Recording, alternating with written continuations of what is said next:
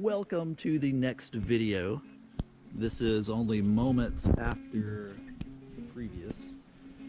I'm looking for a nice piece of self-cured Eastern red cedar. A cool thing about Eastern red cedar is like if it'll self-cure if it's not too damp. It dries out and you can just cut it up and use it. Oh look, okay, so that is an Eastern red cedar, but I'm looking for a nice dead one that's been drying out for years and years. So I'm gonna sort of navigate my, oh, I think I might see a piece. Here's a piece, but it's a little too far gone, so we'll keep shopping. It's pretty chilly and breezy out today. But it's nice. Oh look, hey, look, an old bottle. Aha. Let's see, let's keep this and see what we can do with it. Okay, I think I found one. This one. There.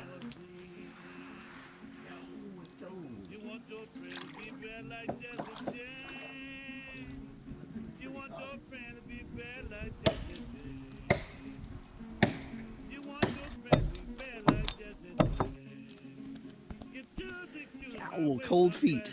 Oh my gosh. The water's not like icy, but it's cold enough. I drug it over to the bank. Alright, so I figured if we're gonna go, let's go all the way with it, and I got the stump. That's gonna be where all the cool wood grain and whatnot is. You can already see the sun. Yeah, you can already see that dark, rich color. It's very nice. And I stashed the rest of it up in the trees there because it's such a nice piece. Alright, it smells nice. It smells nice. Whew, let's get this sucker back to the workshop. Hey, alright, so we're back in my workspace. I got the stump and the vise, and what I want to do is like clean off some of these roots where I can get at the base here and get up into all that nice good looking grain and stuff.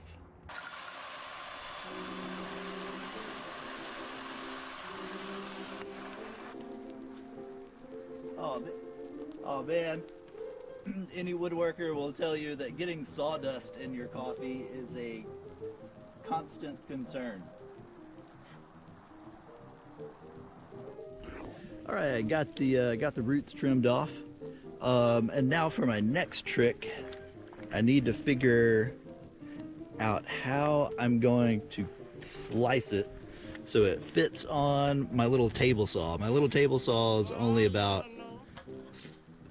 it's got like a depth of 3 inches, so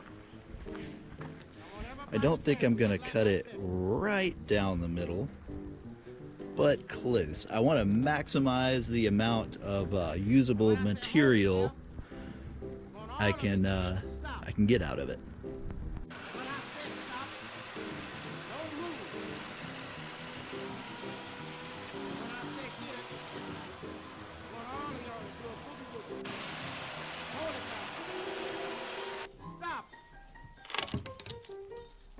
Hey, all right.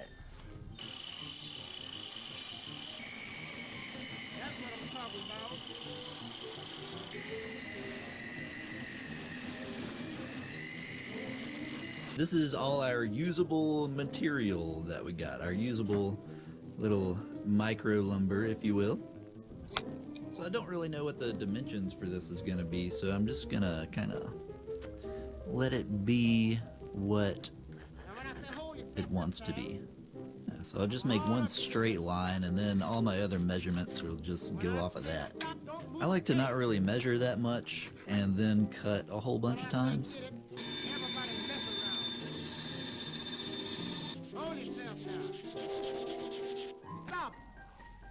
So here's the rectangles to make the box. I haven't cut out a piece for the lid yet. I'm not quite sure what direction I want to go with the lid quite yet. I'm gonna sand the inside a bit more. It's way easier to sand the inside pieces while it's deconstructed. As you can see, got some nice grain going. All right, I'm using super glue because I don't want to wait for wood glue to dry.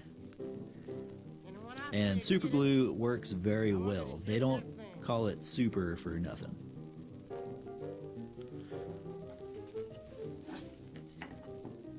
I'll just hold that. Kind of give it a wiggle so it doesn't get glued to the table. There we go. That should be good enough for now. Well, I cut it down a little bit shorter to make it kind of more pocket size. I guess that's what I'm going for, pocket size.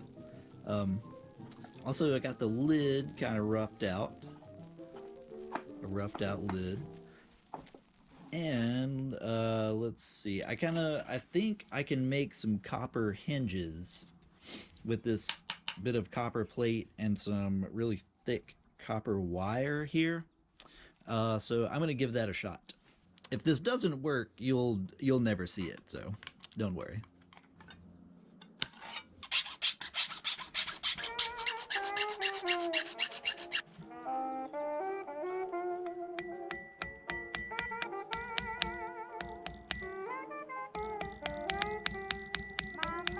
So here is where we're at with the hinge.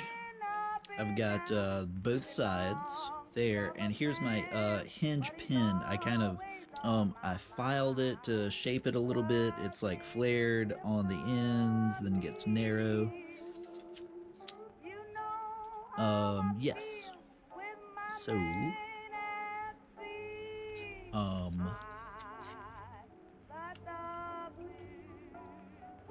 I'm gonna have to think about this for a minute. Okay, so I figured it out. First, I'm gonna roll the hinge pin onto this piece, and it'll be slightly loose so it can move.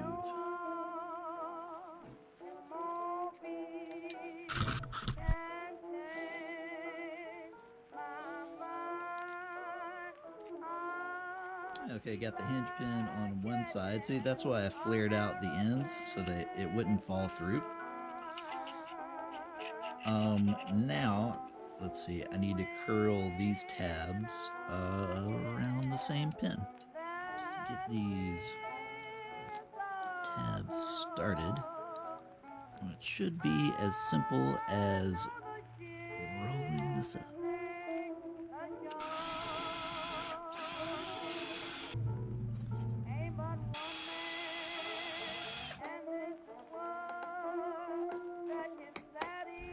So I took the hinges off.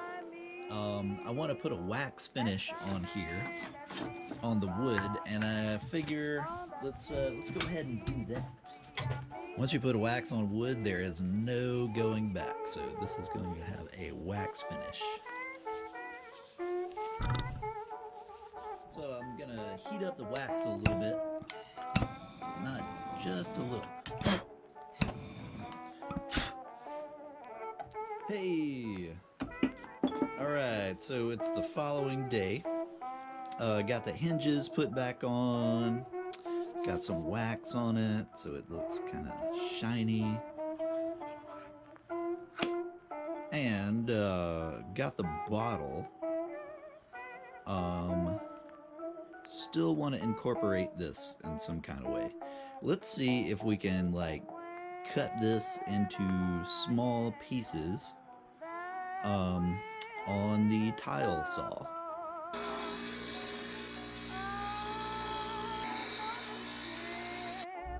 Hey, cutting the glass bottle, it worked.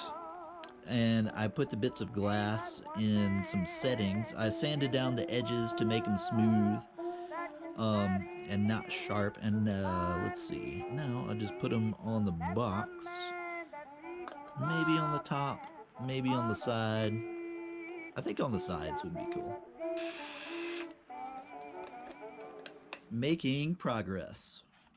Got the little glass gems on there, and I want to make like a buckle with put on this nice leather strap to keep it closed,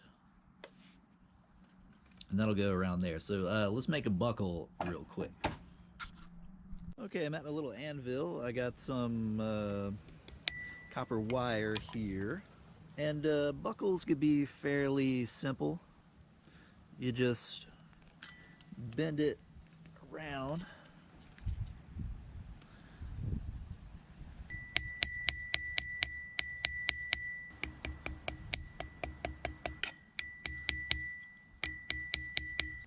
And I'll clean it up a little bit, but there's your buckle. Boom. All right, one buckle. Now let's mount it on this piece of leather. So you just sort of fold it over, cut it there.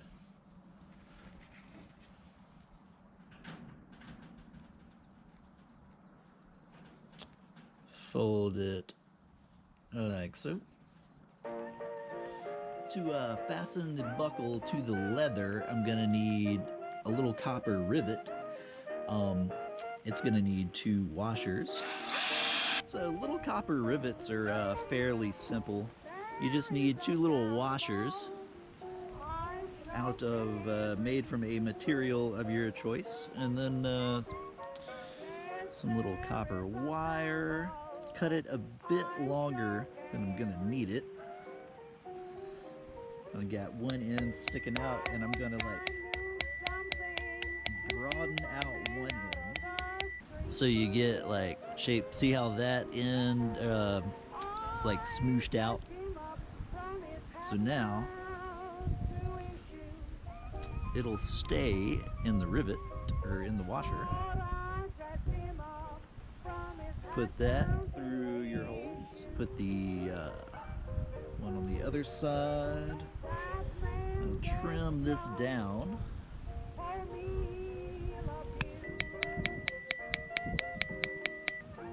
And there you go. There you go. Buckle on a leather strap with a rivet.